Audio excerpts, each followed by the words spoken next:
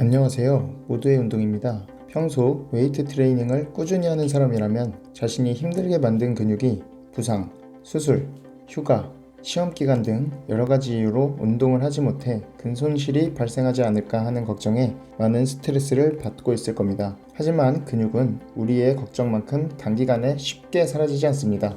먼저 근육의 성장 원리에 대해서 알아보겠습니다. 근육의 성장 원리는 운동을 통한 손상과 휴식을 통한 회복의 반복입니다. 근력 운동을 하면 근육이 찢어지고 그 주변에서 근육의 회복을 돕는 위성세포가 활성화됩니다. 위성세포가 활성화되면 근육이 회복되는 과정에서 세포와 근육이 합쳐집니다. 이 현상을 퓨전이라고 합니다. 퓨전이 일어난 후에도 세포의 핵은 사라지지 않고 근육에 남습니다. 따라서 퓨전이 반복될수록 더 많은 핵이 근육과 합쳐지기 때문에 근육의 부피가 커지고 근육이 포함하는 핵의 수도 많아집니다. 이것이 근육의 성장 원리입니다. 여러분들은 혹시 머슬 메모리 이론에 대해 들어보신 적이 있나요? 오슬로 대학의 생물과학자 크리스티안 군데르센의 머슬 메모리 이론은 퓨전을 통해 근육이 핵을 보유하면 중간에 운동을 중단하더라도 핵이 주변에 달라붙어 있으며 운동을 다시 시작할 때 즉시 작동한다는 이론입니다. 하지만 이 핵은 평생 유지되는 것이 아니라고 밝혀졌습니다. 크리스티안 군데르센의 실험에 따르면 사람 근육세포의 유지기간은 약 15년으로 예측됩니다. 즉 15년 내에 운동을 잠시 쉬어도 근육이 위축될 뿐 근육을 이루는 핵은 존재한다는 것입니다. 따라서 운동을 꾸준히 해온 사람들은 운동을 처음 시작하는 사람들보다 더 쉽고 빠르게 근육을 회복할 수 있습니다. 그러면 운동을 얼마나 안 해야 근손실이 발생할까요? 얼마나 근육을 빨리 잃는지는 신체적 활동량에 따라 크게 달라집니다. 과학적 근거에 따르면 신체적 활동을 전혀 하지 않을 경우 많은 근육이 우울할 정도로 빠르게 손실될 수 있습니다. 한 연구에 따르면 침대에만 누워있으면 일주일만으로도 상당한 근손실을 유발할 수 있다고 합니다.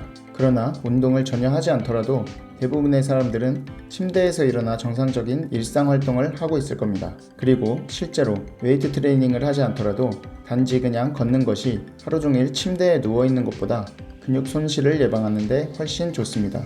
우리는 2에서 3주 동안 운동을 하지 않으면 근육의 크기가 감소하는 것을 느낄 수 있습니다. 일부 전문가들은 이러한 현상이 실제 근육의 손실이 아닌 근육 내에 저장되었던 글리코겐 및 수분의 저장 손실이라고 주장합니다. 그 근거는 이와 같은 연구 결과를 보면 3주간의 휴식 후 감소한 근육량의 회복이 왜 이렇게 빠른지로 설명할 수 있습니다. 그렇다면 운동을 쉬거나 하지 못할 경우에 근손실을 피하는 방법은 무엇이 있을까요? 첫 번째는 적절한 신체 활동을 하는 것입니다.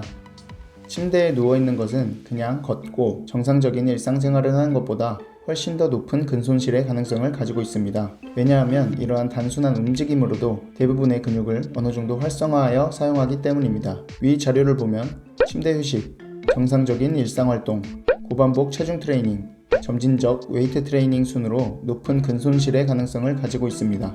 또한 연구 결과에 따르면 이전에 하던 운동량을 9분의 1로 줄여도 7개월이 넘는 32주 동안 평균 근육량을 유지하기에 충분하다는 사실이 밝혀졌습니다.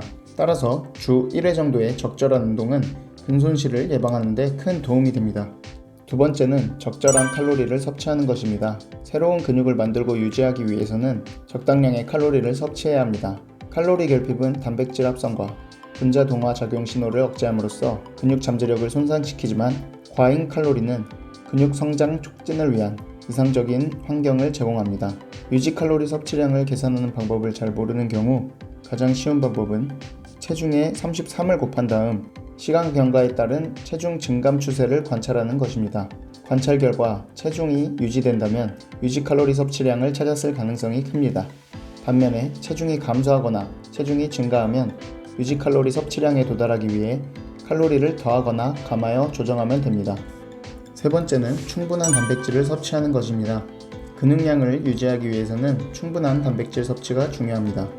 약물을 사용하지 않고 다이어트를 하지 않는 사람은 체중 1kg당 1.6에서 2.2g의 단백질을 섭취해야 합니다. 예를 들어 체중이 75kg이고 운동을 못하고 있는 상황이라면 근육 단백질 합성 억제를 상쇄하기 위해 하루에 최소 120g 이상의 단백질을 섭취하는 것을 목표로 해야 합니다. 운동을 하는 사람들은 근손실에 대한 막연한 두려움과 강박을 가지고 있습니다. 하지만 힘들게 만든 근육이 우리의 걱정만큼 빠르고 쉽게 사라지지 않는다는 사실을 알았으니 너무 스트레스 받지 마시고 오늘도 득근하세요. 제 영상의 정보가 도움이 되었다면 모두의 운동 채널 구독 버튼을 눌러주시기 바랍니다.